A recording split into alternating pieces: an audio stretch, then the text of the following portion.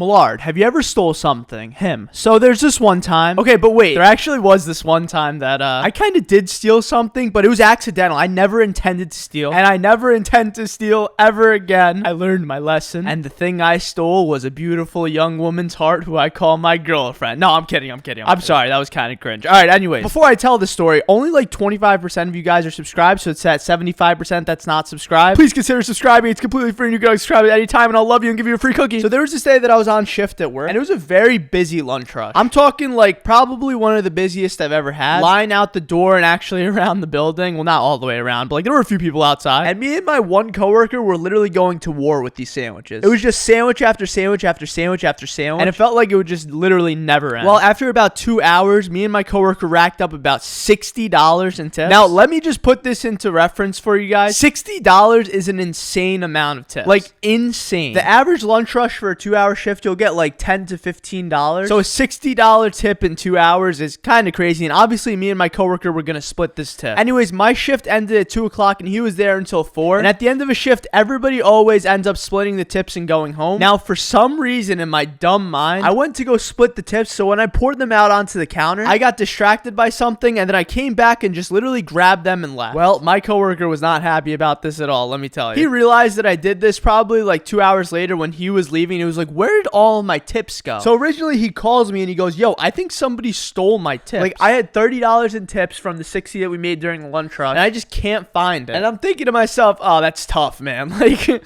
what are you gonna do, right? Like, as if I have nothing to do with this and I didn't just pull off the single greatest heist in existence at Subway. But after about 5 minutes, the realization had hit me. I was so excited about these tips. I mean, like, $30 was so much, and it still is a lot of money. And a young Milad was just thinking about how much food he could buy, because a young Milad was very fat indeed. We're working on it. And so in that moment, I went to my backpack to grab the money out, and I realized the look of horror on my face when I discovered that I had taken $60 and $30 was probably historic. I just couldn't believe that I stole this man's tip. And I was so embarrassed because I was just providing him like relief about how he didn't get any of the money that he made and somebody probably stole it. So I had an option in this moment. Do I potentially embarrass myself and return the $30 to the rightful citizen? Or do I just pretend as if this never happened and just literally steal the money? And I took that money and I went and bought a $60 meal at a fancy restaurant. No, I'm kidding. Obviously, I gave the coworker the money. And he was pretty happy because he was like, yo, I swore I thought somebody took it. So we gave it to the rightful owner in the end. Lesson of the day, don't steal.